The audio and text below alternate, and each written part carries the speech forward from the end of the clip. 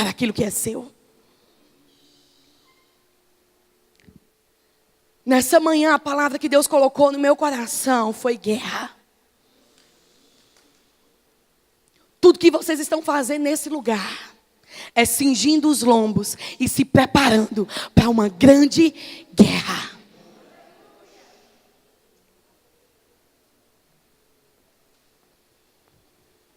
E quando alguém vai para a guerra, ele precisa entender: não pode haver distrações. Não pode haver mimimi. Como a gente diz lá na igreja, olha, não há limites aonde nós poderemos chegar quando não nos importarmos com quem vai ficar com o crédito. Foi ele que fez, foi ela que fez, a ideia foi de quem? Não, nós estamos juntos por uma causa. Como Simon falou ontem, guiado pelo Espírito, a glória dele é por causa dele. Efésios no capítulo 6, o apóstolo, cheio do Espírito, ele começa a falar de umas armaduras, ele começa a falar de uma preparação para uma guerra. Miss, eu acho que você está falando isso no lugar errado, nós somos a palavra da fé. Mas existe uma guerra que já foi declarada. E essa manhã é a manhã do recrutamento. Aqueles que estão na fila, esperando receber um bocadinho de milagre, esperando fluir com um bocadinho de sobrenatural, Deus está dizendo: eu não tenho migalhas para te dar, eu quero que você opere no sobrenatural, porque você está indo para a guerra.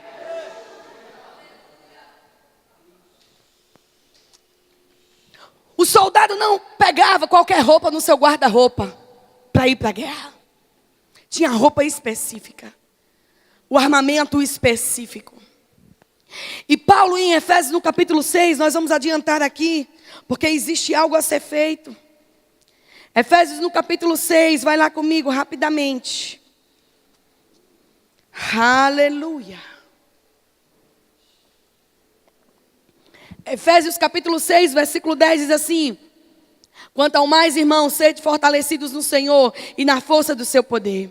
Revesti-vos de toda a armadura de Deus, para poderes ficar firme contra as ciladas do diabo.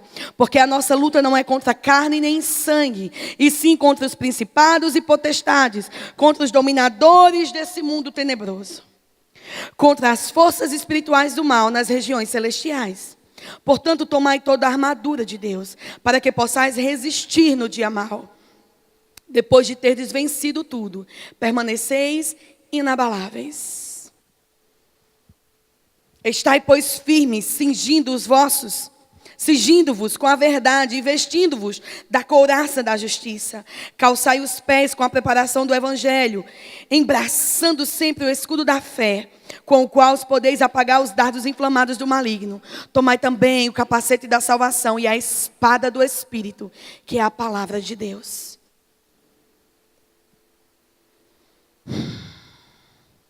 Com toda oração e súplica, orando em todo tempo no Espírito, para isto vigiando com toda perseverança e súplica por todos os santos. 2 Coríntios no capítulo 10, no versículo 4, a Bíblia vai falar que as nossas armas não são carnais, mas são poderosas em Deus. As suas armas não é aquilo que você sabe fazer muito bem com a sua habilidade natural. Foi algo colocado por Deus. Está como uma marca, uma impressão. Um boi, quando pertence a alguma família rica, ele recebe uma ferradura. E lá diz, ele pode fugir, ele pode ir para onde for. Lá diz as iniciais: você pertence a tal família. Você pertence ao reino.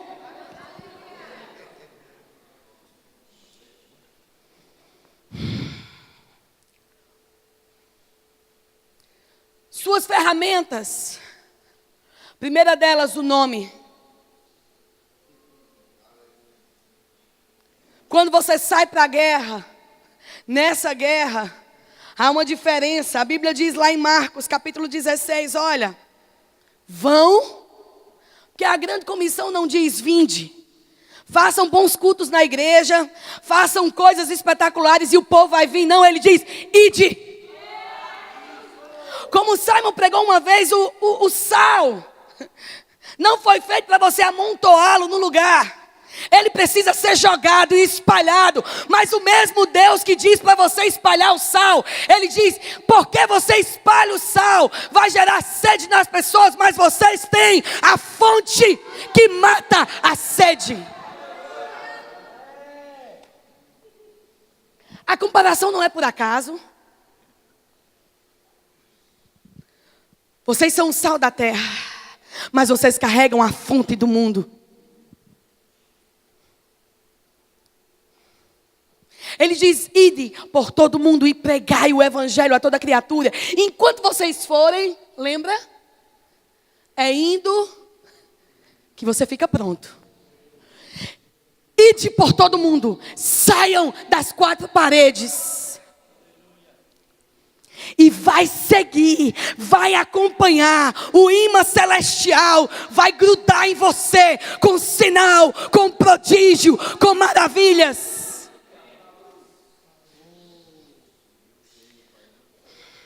A Bíblia diz em Efésios no capítulo 4, aleluia. Antes de abrir em Efésios, olha para a 2 Crônicas. Tem muitas histórias de guerra na Bíblia, mas eu quero destacar essa. Aleluia. Vou procurar ser o mais rápida que eu puder, amém? 2 Crônicas, capítulo 32, versículo 1, vai falar de estratégias de guerra.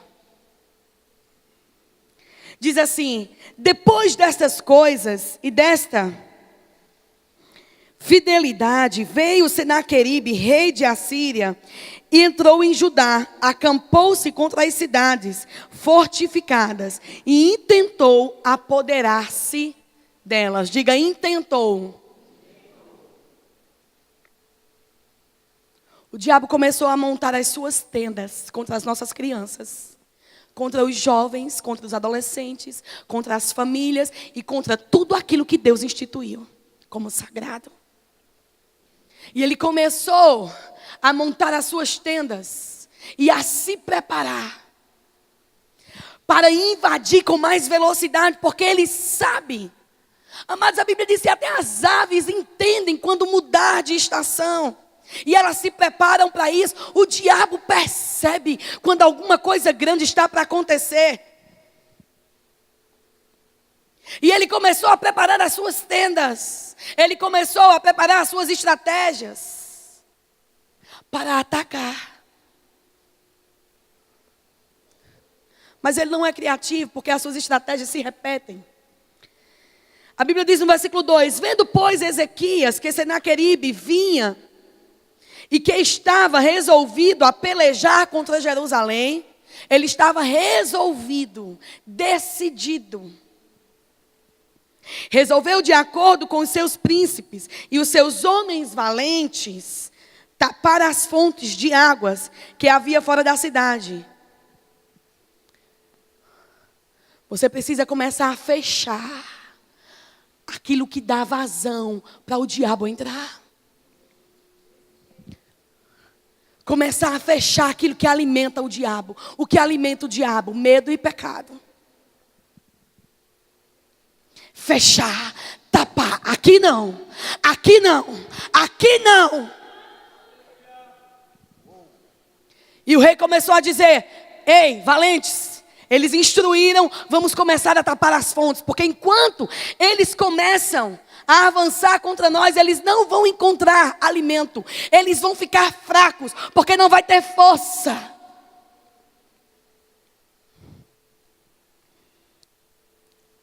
Assim, versículo 4, muito povo se ajuntou e taparam todas as fontes, como também o ribeiro que corria pelo meio da terra, pois dizia, porque viriam os reis da Assíria e achariam tantas águas.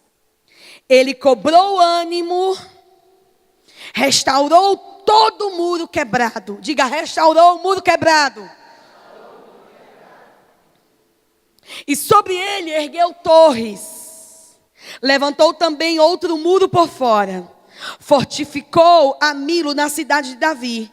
E fez armas e escudos em abundância.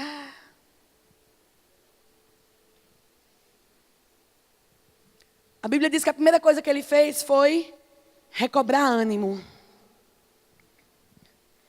Como é que alguém, filho de Deus, recobra o ânimo? A Bíblia vai dizer o que foi que ele fez. Ele se fortaleceu em Deus. Foi o que Paulo diz. Fortalecei-vos, fortificai-vos no Senhor. Fortificai-vos no Senhor e na força do seu poder. Fortificai-vos no Senhor. Fortificai-vos no Senhor. Corra para Ele.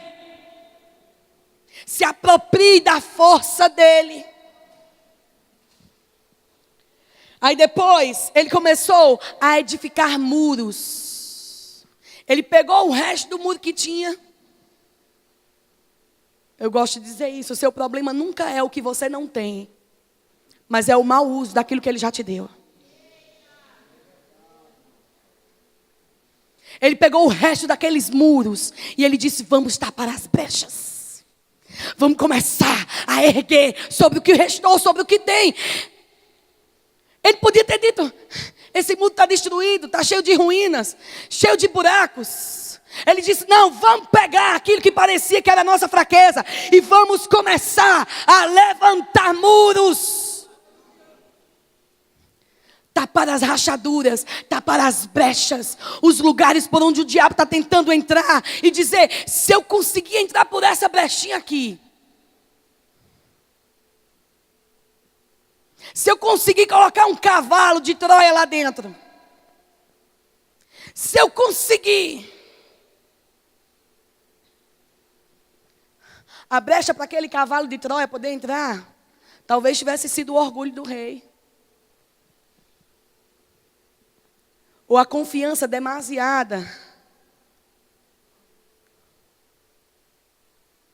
Mas você precisa aprender a tapar as brechas. O que é que eu preciso fazer? O que é que na minha vida eu preciso limpar, tirar? Quais as gavetas eu preciso abrir e jogar fora? Quais vasilhas eu preciso emborcar? Qual odre velho eu preciso romper logo? Porque não se trata somente de você. Porque quando alguém em uma guerra é fraco, ele compromete os outros. Ele compromete a equipe. Edificou os muros, tapando as brechas. Aí a outra coisa que ele fez, edificou uma torre de vigília. Pessoas que vão ficar atentas, intercedendo, orando, orando, orando. Porque a oração está construindo os trilhos, por onde, amados anjos, por onde eles virão como uma locomotiva, por onde os dons e o poder virá. A oração constrói os trilhos. Deus está te dando, preste atenção, estratégias de guerra, porque é para lá que vocês estão indo. Ou vocês acham que todo esse poder que foi derramado aqui foi para fazer uma massagem na sua alma? Ou foi para tornar o acampamento mais jovem? Deus nunca derrama poder sem propósito. Deus nunca compartilha unção sem propósito. Deus nunca dá nada se Ele não tiver um propósito bem estabelecido. Porque Ele não despreza pérolas.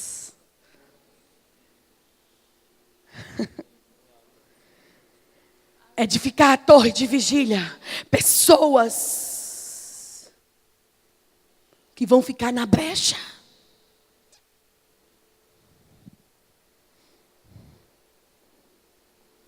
Levantar muros por fora.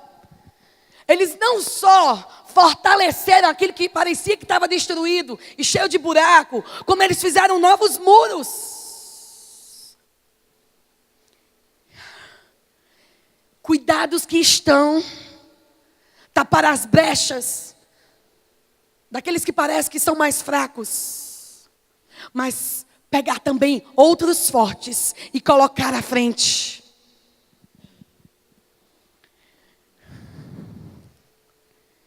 Depois de ter levantado novos muros, a Bíblia diz, eles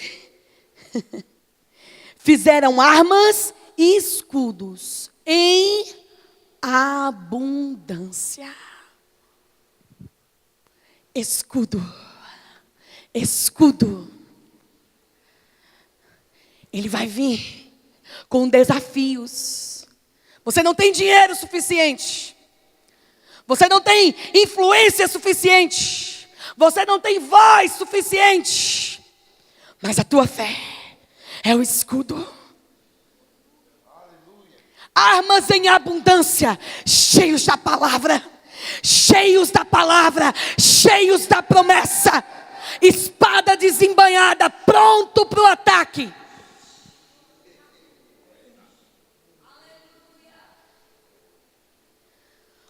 Mas sabe por quê? Toda essa guerra, porque você não tem dúvida que essa guerra deu certo. E quem foi que venceu? Sabe por que deu certo? Porque não foi toda a ferramenta é importante. Nós estamos falando sobre isso nessa manhã. Mas no capítulo anterior, no capítulo 31, no versículo 20, fala de algo que não se vê, mas é igualmente importante. Diz assim, assim fez Ezequias e todo o Judá fez o que era bom, reto e verdadeiro perante o Senhor seu Deus. Em toda a obra que começou no serviço da casa de Deus, na lei e nos mandamentos, para buscar o seu Deus de todo o coração, o fez e prosperou. A guerra antes de começar do lado de fora, começa aqui, com posicionamento. Um coração alinhado, ajustado. Porque existem pessoas cheias de estratégias, métodos, leram todos os livros, eles visitaram todas as igrejas, eles sabem como fazer a coisa funcionar e a coisa não está funcionando.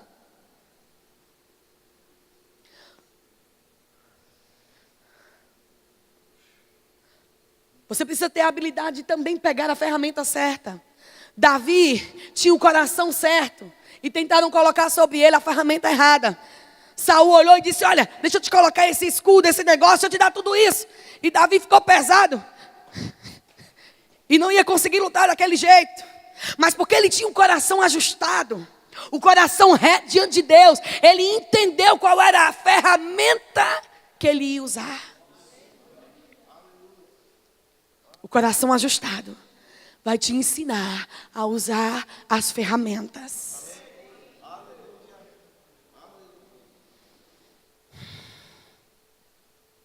Quando o negócio aperta, amado, você tem duas coisas, duas opções, somente.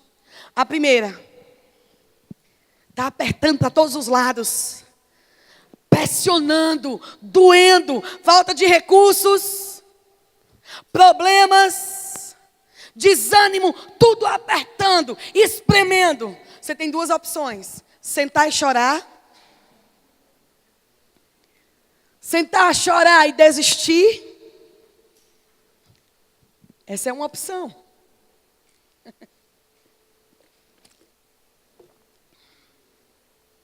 Ou fortalecer-se nele.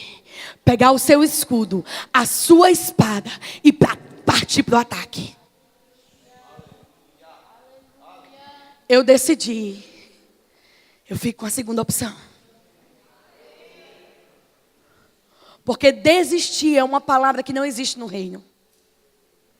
Não naquele que você faz parte.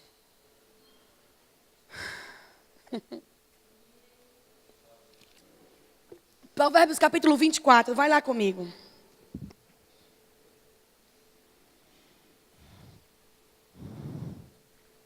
A gente está quase terminando.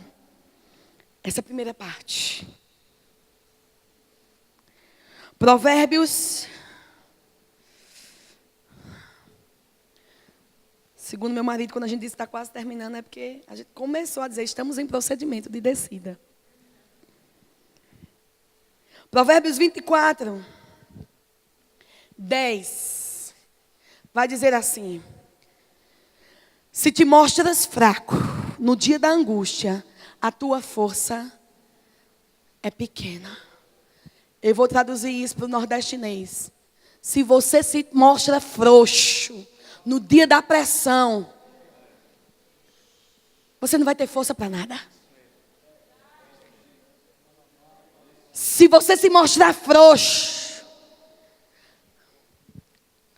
uma corda, quando vai sustentar algo valioso, você pega aqueles containers cheios de pedidos, de carregamentos valiosos. Você não pode colocar uma corda qualquer, com um nó qualquer, para segurar aquele container. E para erguer e colocá-lo no lugar certo, para o transporte. Você precisa pegar cordas ou cordões fortes, com nós arrochados. Porque a depender daquilo que você decide carregar, mais força e firmeza você vai ter que dispor. Porque se o nó estiver frouxo, se o nó não estiver apertado, aquele tudo pode cair e se desperdiçar. Por isso que não adianta pedir a Deus mais coisas para fazer quando você não está disposto a arrochar o nó. Arrocha o nó, vai apertar, vai deixar bem apertado, bem ajustado, porque o que você vai carregar é precioso demais.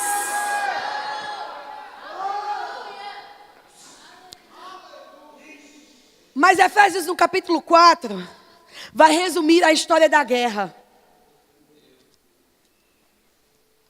A gente vai começar a resumir essa história agora. Efésios capítulo 4.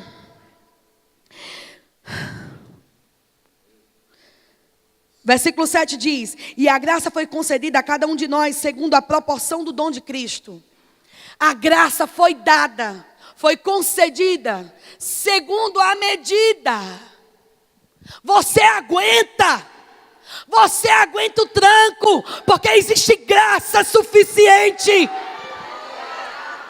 Quando Deus, amados, me chamou para assumir algumas coisas da minha vida, eu sempre estive ocupada.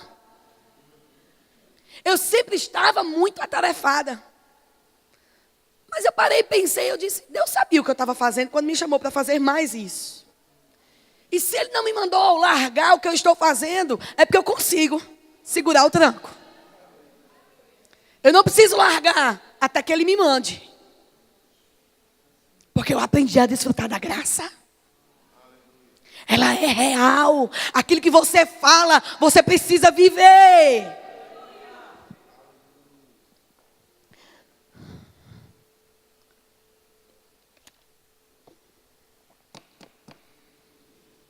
Por isso diz: quando ele subiu às alturas, levou cativo o cativeiro e concedeu dons aos homens. Foi o que ele fez. Tinha algumas coisas presas que precisavam ser liberadas. Ele pegou passarinho com gaiola e tudo e levou.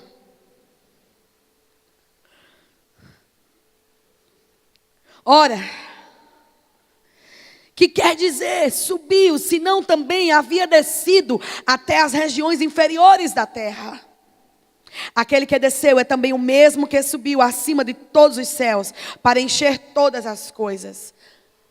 Deixa eu te dizer, Deus nunca te mandaria para um lugar aonde Ele não já estivesse ido. Porque existe uma ordem para a igreja.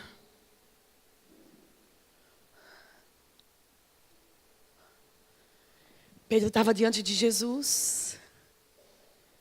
Todo mundo falando que Jesus era alguma coisa. Jesus pergunta: ei, quem eu sou? Eles dizem, olha, estão dizendo que você é o profeta, que você é um ungido. Ele está dizendo, não, ei, vocês não estão entendendo. Eu não quero saber o que eles estão dizendo. Porque o mundo vai falar muita coisa a respeito da igreja. O mundo vai falar muita coisa a respeito de você. É um alienado, é um doido, está perdendo tempo. Que besteira é essa? De não aproveitar as oportunidades, você vai ficar velho e não vai aproveitar a vida. Para que não fazer sexo antes do casamento? Aproveita agora. Um monte de gente na minha faculdade dizia isso para mim. Não, Mísia, não é possível. Esse tanto de tempo de namoro, não é possível. Eu fiz questão de convidar uma boa parte do meu casamento. E o pastor começou lá a falar. E foi bem emocionante, foi bem lindo. E no final, algumas meninas olharam para mim e disseram, quando eu casar, eu quero uma coisa assim. Aí eu disse, pois é. Por isso que você precisa fazer algo como uma coisa assim. Porque você não vai ter resultados diferentes fazendo coisas iguais.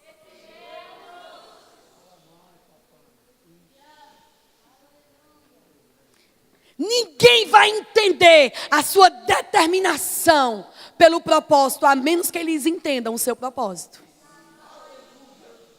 Eles não sabiam o porquê. Eu não estava interessado em ir para algumas festas. E estava perdendo meu tempo na igreja. Fazendo coisas na igreja. Porque eles não entendem aonde eu quero chegar. Eles não entendem que eu fui comissionada para chegar em um destino. E eu preciso me desfazer das distrações.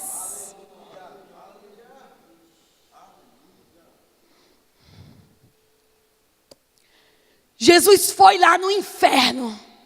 E sabe o que ele fez no inferno? Apocalipse capítulo 1. Apocalipse capítulo 1.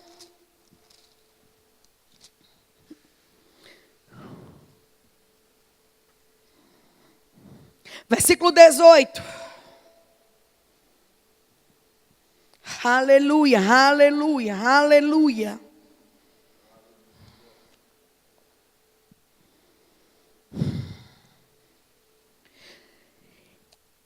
E aquele que vive, estive morto, mas eis que estou vivo pelos séculos dos séculos, e tenho as chaves da morte e do inferno.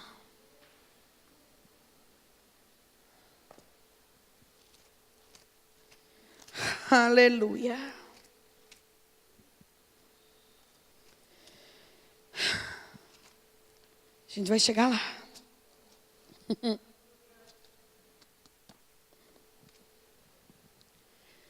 A gente volta agora para Jesus e Pedro. Pedro, eu já sei. Eles estão dizendo que eu sou um monte de coisa. Mas eu quero saber, o que é que vocês que estão perto de mim, minha tropa de elite, o povo que eu estou preparando, o que é que vocês entendem? O que é que vocês dizem que eu sou? Pedro diz, cheio do Espírito, os olhos destravados para o sobrenatural, para olhar na dimensão do Espírito. Ele teve, amados, naquele momento. E ele diz, você não é mais um profeta. Você não é mais um. Você é o Cristo. O ungido. O Filho do Deus vivo. E como a Adriana estava falando, primeiro você tem uma revelação de quem Deus é, mas toda revelação que você tem de Deus vai levar para você uma revelação sobre você mesmo. Toda vez que você tem uma revelação de Deus, Ele te leva a ter uma revelação sobre você mesmo. O espelho que você contempla, o Senhor te apresenta você a você mesmo. Você na sua versão master, top, maximizada, maximização, é melhor. O que você nasceu para ser está lá. E à medida que você contempla o Senhor e entende quem Ele é, Ele te revela quem você é. E Pedro diz, você é esse, o Cristo, o ungido, aquele que havia de ser enviado. Aí Jesus disse para ele: pois é, Pedro, e eu te digo que você não é aquele fraquinho, você não é aquele iletrado, você é a pedra que eu vou edificar, porque você está sobre mim, e sobre você, e sobre outros como você. Eu vou edificar a minha igreja. Aí vem o outro momento alto do versículo. O versículo seguinte: Pedro, sobre você, sobre vocês, vai ser edificado algo tão grande. E esses muros que Ezequias começou a construir, ele consertou os muros arruinados, e ele começou a construir novos muros. Porque a igreja vai avançar, avançar, avançar, avançar, avançar. Até onde? Até as portas do inferno. Aí começou a guerra. Você vai até as portas do inferno, e sabe por que ele te mandou até as portas do inferno? Porque ele já esteve lá. E ele fez alguma coisa por você antes de você chegar lá. Ele foi na casa do inimigo e ele tirou as chaves do inimigo. Aquele que você tem medo não tem nem as chaves da sua própria casa. Ele deixou as portas destrancadas e ele disse: avance, porque eu já deixei as portas abertas.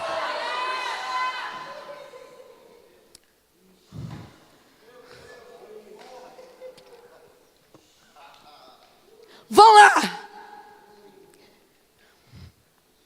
Está tudo pronto e preparado. As portas estão destrancadas. E não tem como ele querer trancar de novo, porque a chave está comigo. Dessa chave não tem cópia. Pode ir, está garantido. A profetisa Edma, a esposa do pastor Darren, a gente estava na conferência de mulheres, e ela foi usada pelo Espírito. Eu peguei aquilo. Porque você precisa ser rápido para pegar uma revelação do Espírito. Você precisa ser rápido para entender quando Deus está comunicando algo. E eu entendo isso como a definição da igreja hoje. Ela disse: olha, a igreja parece que está assim acuada, pressionada por todos os lados. Conceitos, querendo desfazer família, conceitos, pressão, crise, para todo lado. Parece que está acuada. Mas uma igreja que entende quem é, ela vai ser como um milho de pipoca. Quanto mais pressão, mais fogo virá, mais poder virá, e você vai estourar para todo lado, estourar para todo lado, para todo lado.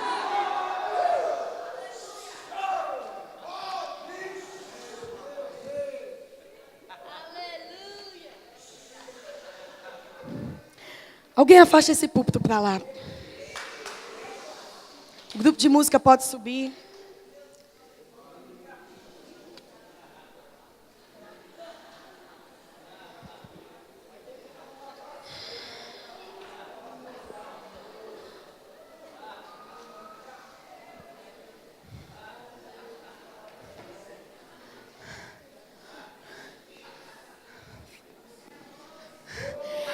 Eis que nessa manhã o general de guerra levanta-se do seu trono e diz: